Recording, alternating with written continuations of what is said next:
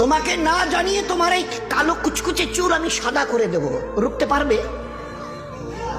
তোমার এই চোখের লাল চাহনি আমি ঝাপসা করে দেব, ঠেকাতে পারবে? তোমার এই লোহার মতো মজবুত দাঁত 32টা 16 একটা একটা করে ট্রান্সফার করিয়ে দেব, তোমার কাছে কোনো পারমিশন নেব না, ধরে রাখতে পারবে? এইভাবে আস্তিন গোটানো মাসল ফোলানো ধরে রাখতে পারবে তো? এরকম করবে না তো? এইভাবে এরকম হবে না তো? সামনে এসে একটা পান দিচ্ছে, এই হাত, চাচা এই হাতটা নিলেন, এই হাতটা কলে না রে বাবা দেখ না চিমটি কাটিতে কিচ্ছু নেই।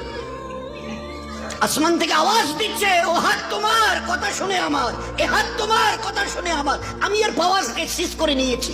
এই দুটো পা যদি হনন হনন করে হেঁটে চলো, খালি একটা পায়ের যদি সামান্য একটু প্যারালাইসিস করে দিই না, তো জীবনভর করে হাঁটতে হবে। বেডরুম থেকে নিয়ে বাথরুম একদম লাগালাগি, অ্যাটাচড, আমরা বলি না অ্যাটাচড। তুই বেডরুম থেকে নেমে বাথরুম কত 4-5 হাত, বেডরুমের দেয়াল আর এটাই হচ্ছে বাথরুমের দেয়াল, মাঝখানে একটা দরজা। এখান থেকে উঠে ওই ঘরের রুমটাতে পারবে? আছে পাওয়ার? কিসের দেমাগ তোমার? কিসের এই অহংকার তোমার?